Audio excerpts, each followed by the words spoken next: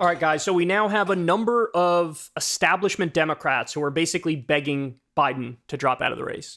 This is really interesting. So ex-Democratic Congressman Tim Ryan, who also, of course, ran for president previously, he calls on Biden to drop out of the 2024 election, quote, do the right thing, or right thing to do. I almost said do the right thing. Right thing to do, he says.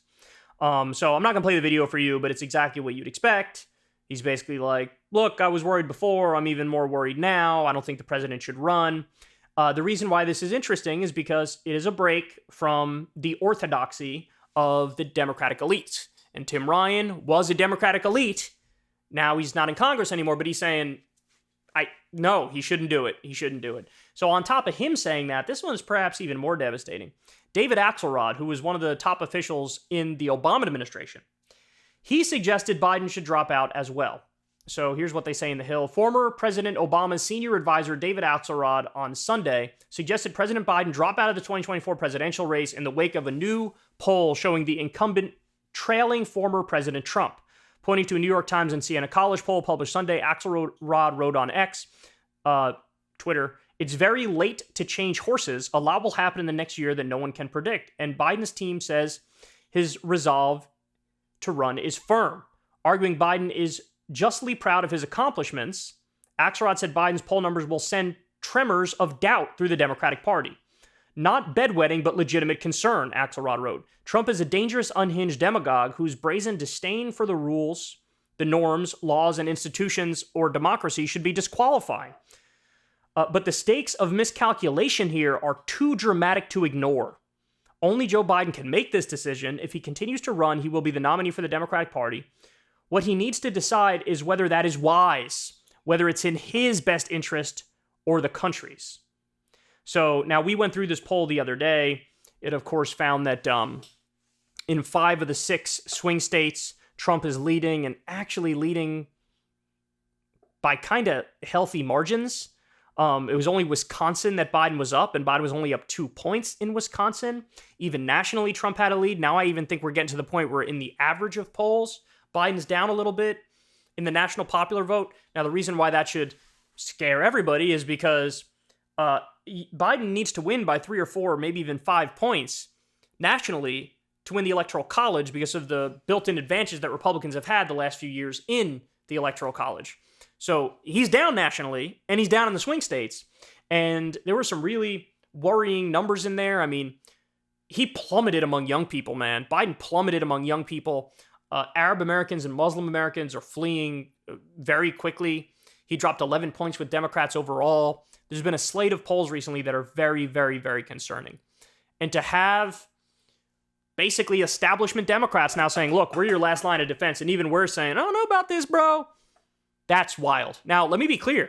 This came out before the election that just unfolded. Now, what happened in the election? Got to keep it real. Democrats did really well, right? Democrats did well in Virginia. They took both state legislative bodies. Democrats did well in Kentucky. Bashir destroyed Cameron. Democrats did well in Ohio. The abortion ballot measure passed. The marijuana ballot measure passed. They only didn't do well in Mississippi. Everywhere else, Democrats did well. And so I think what'll happen is people will use this as evidence that, no, actually, we're totally fine with Biden. No worries at all. But again, I think I kind of disagree in the sense that generic Democrats are polling well. And it's not even that generic Democrats are liked. They're just hated way less than extremist Republicans. But Biden specifically is not polling well, right? And I don't think we could shove our head in the sand about that. We still have a while till Election Day, so things can change. And Trump is a uniquely weak opponent with 91 criminal charges. That should not be overlooked either. But the fact of the matter is, it's going to be a nail-biter no matter how you slice it or dice it. It's going to be a nail-biter. And Biden's shooting himself in the foot here by signing off on Netanyahu's slaughter of innocent civilians. He really is. This is hurting him tremendously, electorally, never mind from a moral and ethical perspective, which is a whole other conversation, and it's hurting him there too. But I understand their concern. I'll just say that. I think Tim Ryan is kind of right to think, oh, this is kind of scary, and Axelrod is right to say, oh, this is kind of scary. I think they're right about that. I think that I had Biden at 60-40 to win like a month ago. Now I have Trump at 60-40 to win if it's those two. That's a scary thought. Down ballot Democrats are doing well. Generic Democrats are doing well. I think it's a backlash still against Republicans for their abortion extremism and their election denialism. But Trump himself is doing way better than Biden at the moment. And that should scare everybody. That should scare everybody. Are they actually going to make a change?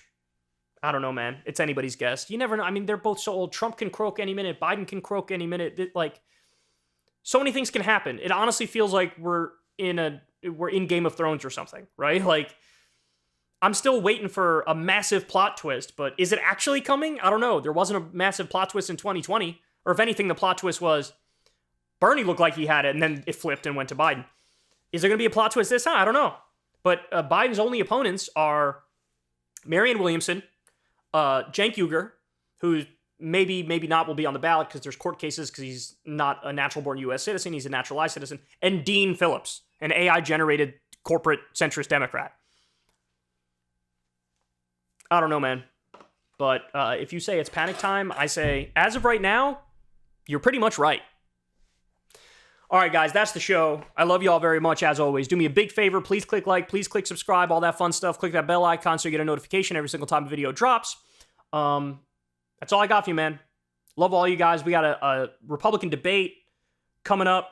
And then we also have Crystal and I are going to do a breakdown of that on Crystal Kyle and Friends. Sign up for Crystal Kyle and Friends below so you can get all the videos from our debate breakdown. Those are really fun. I really enjoy doing those. I think you guys will enjoy it too. And that's all I got for you guys, man. Everybody have a great rest of your day, and I'll talk to you tomorrow. Hey, y'all, do me a favor and like and subscribe. It helps out big time in the algorithm. Click the bell as well for notifications when videos drop, and watch that video on screen right now. You know you want to.